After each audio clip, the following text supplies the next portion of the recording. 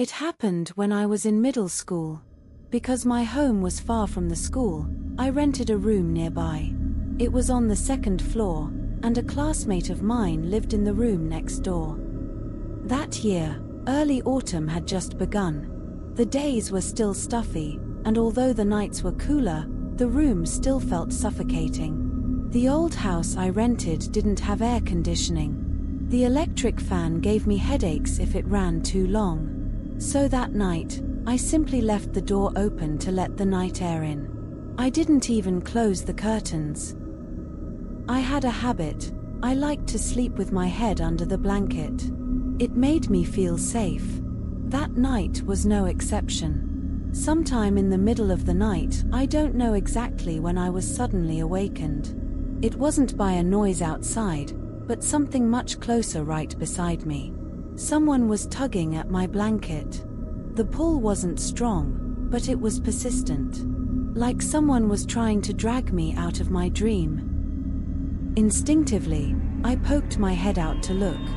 There was a long-haired woman standing right beside my bed, head lowered, staring at me. Her hair covered most of her face, but I could see the corners of her mouth slightly curled. Was she smiling? Or not? Her hand was still resting on my blanket, though she had stopped moving. I froze completely. It felt like my breath had turned to ice. I immediately pulled my head back under the blanket, curling myself into a ball.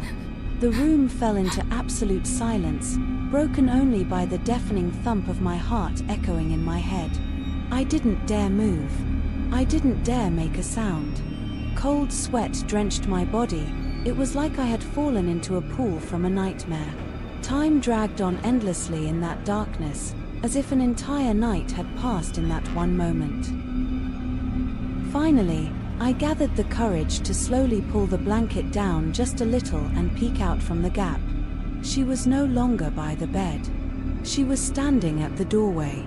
Her back was to the doorframe, but her head was turned looking back at me. Her eyes felt like they pierced right through my soul.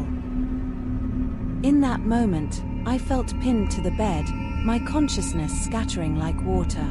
I don't know if I fainted, or if I simply lost that part of my memory. When I woke up the next morning, the room was eerily quiet, almost unreal. I asked everyone on the floor, "Did anyone play a prank last night?" No one admitted to anything. They all said they had gone to bed early and heard nothing strange. After that night, I began to experience sleep paralysis frequently. Sometimes once a week, sometimes twice a night. Each time I woke up, I could feel someone sitting at the edge of my bed. Sometimes, I even felt whispers right next to my ear. My mental state began to crumble. My complexion grew pale. It felt like something was slowly consuming me, bit by bit. To this day, I never sleep with the door open again. And I've never slept with my head under the blanket again either. Because I'm terrified that the next time I lift the blanket, she'll be right there in front of me. That night, she wasn't there to scare me. I believe she was looking for me.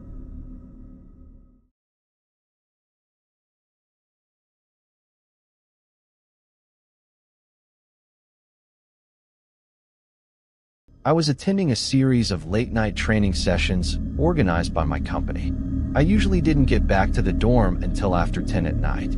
On those late summer evenings, the outskirts of the city always seemed even quieter than they did during the day, especially the road I had to take home. There was a certain intersection along the way that was rumored to have had many accidents over the years. I never paid much attention to those stories. Until that night, when I experienced my first ever sleep paralysis. I was completely exhausted that day.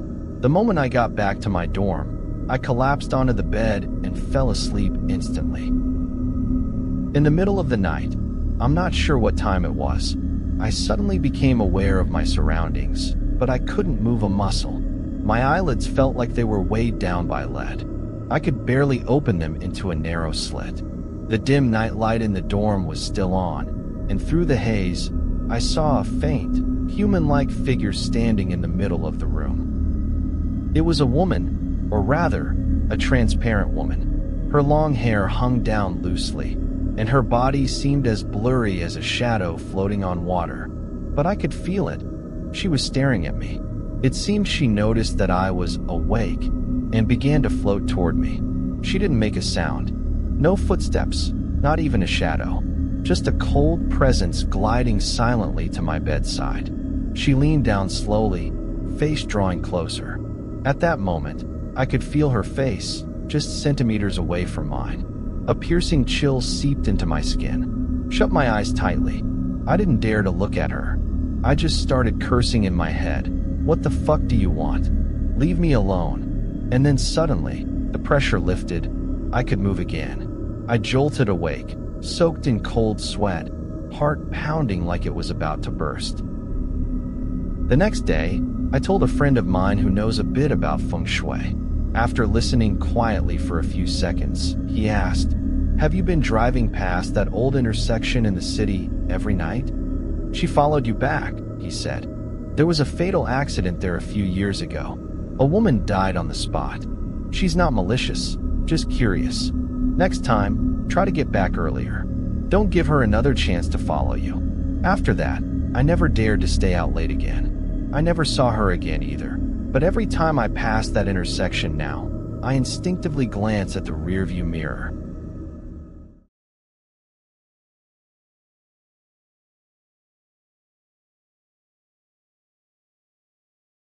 When my son was 4 years old one afternoon, he suddenly stared at me and said, "When I was little, I had 2 moms. Why is there only one now?"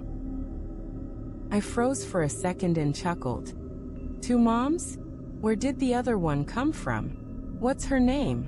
What did she look like? He tilted his head and thought for a moment. "She looked exactly like you. Sounded like you too. But she never talked. She was always standing behind the window watching me." My heart tightened. That window faced an empty back alley. Hardly anyone ever came near it.